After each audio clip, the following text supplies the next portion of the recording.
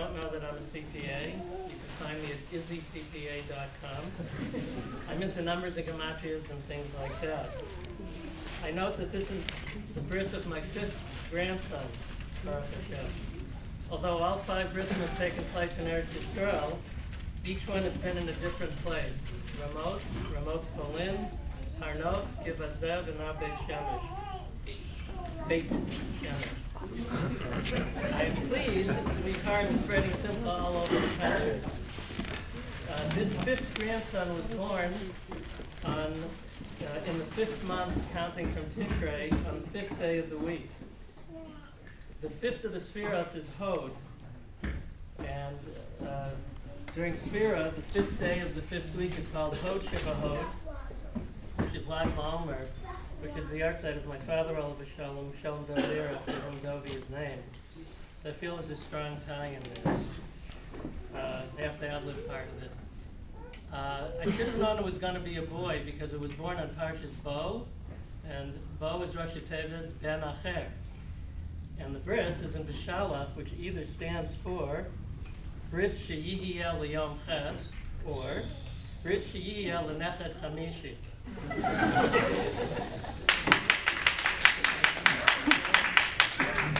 Speaking of the 5th day of the week, there's a school of thought that not only do we take from the parsha of the week to talk about an event, but we specifically look to the day of the week in question.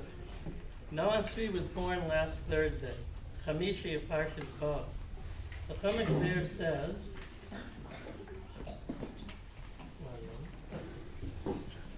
L'kaftam agudas Ezov u'tfaltam b'adam asher basaf, v'ikatem al hamashko v'al shtei hamezuzas min adam asher basaf, v'atem l'seitzim ish miknesach beiso ad boker. Twice it says the word dam. The Baal HaTurim comments that min hadam is a gematria for demei mila.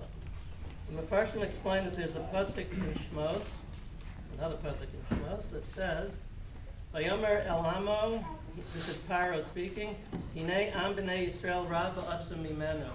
And at that time, they outlawed bris milah. The last 4 letters of Amo, Hinei, am b'nei Yisrael, not in order, but spell the word milah.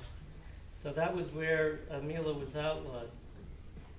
So in order to bring the Korban Pesach now, the Jews have to have a bris because you can't bring the Korban Pesach without milah. So some say they had the bris at night on Yud Daled, some say it was the day before in Yud Gimel. In any case, the Baal HaTurim is coming to say that the double lotion of dam used to teach us that they sprinkled both the blood of the milah and the dam of the Korban Pesach on the mashkov. All of this, of course, ties in with Noam Tzvi being born on the day that we read about the dam Korban Pesach, and in essence the dam milah as well. The next question is, what does today's portion of Chamishi and Bishalach have to do with today's Simcha? We find in Chamishi the beginning of the story of the Mon. As an aside, Avi made a comment last week when the subject of the baby's name came up, that he was going to look in the Parsha for a name. I suggested the name Pesach, but the look he gave me convinced me that that was out. So I looked through the Parsha. There was the usual suggestions this time of year, Moshe, Aaron, Yeshua. There's also Yisrael, but that's my name. Then I thought, well, there are other names in the Parsha, Paro, Amalek. It reminded me of the story of a man who came in, I believe it was to Chaim Kanievsky, with some thought regarding the number of times that it says Moshe in the Chumash. Rav Kanievsky looked at him and he said, did you use a computer to figure out how many times it says Moshe? The man was a little taken aback and admitted that he had used a computer. Rav Kanievsky then told him that the actual number of times Moshe's name appears is really 1 less than the number he provided. But the computer was unable to discern between Moshe and the word Miseh, that is also spelled Mem Shin Hey, and also appeared in last week's Parsha. That got me thinking that there's another name in this week's Parsha, Bishalach. If you use a computer program without Nakudas, you would find the name Haman twice in the Parsha. In fact, some people say Parshas Haman every day, except they pronounce it Haman. Baruch Hashem, Avi doesn't take after me in every respect, so we are not here at the bris of Paro Malek Haman. The pasuk says, getting back to the Mon, Vayomer Moshe v'Aaron al b'nei Yisrael, Erev v'yizatem ki Hashem. No, that's not the pasuk. Vayomer Hashem al Moshe, hineni mamtir lachem lechem in hashemayim, v'yatzaha v'laktu es dvar yom b'yomo, l'man anasenu, hayelach b'tzarasi imlo. That the man is going to fall down, the people will go out to gather it, in order that I will test them, says Hashem. What was the test?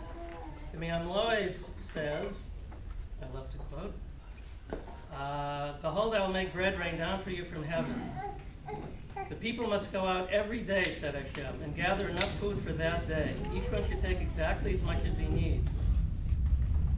Also, they may not gather on one day for the next, but only use what they will use each day. I do not want them to think about what they will eat tomorrow. Let them bless me for what they have today. I want to test them to see if they will keep my Torah, follow the instructions that I give them regarding the man. If they have true faith, they will be satisfied in receiving rations for each day separately. Those of us who know Avi and Hannah know that they exemplify the midos of emunah and bitachon. I asked my brother to distinguish for me between emunah and bitachon. He said emunah is the belief that something is true without needing proof. I believe there is Rabbanu Shalom. I believe he created the world and gave the Torah, etc. Bitachon is the trust that the Rabbanu Shalom will take care of me if I do the mitzvahs and act properly, and so on. This was the test of the Bnei Yisrael, to believe that the man would fall every day and that they would be taken care of from Shemayim. This is what Avi and Hannah are all about. The emunah and the bitachon that we see in them in every day, in everything they do and how they conduct themselves. The belief and trust in Hashem that they exude that provides an inspiration to those around them. I am, as always, both proud and humbled to be part of their family. I would like to add that I will always remember Noam Tzvi's birthday. It's a special day, and I really had trouble understanding why more people were not eating fruit that day. After all, it was 2 Bishvat.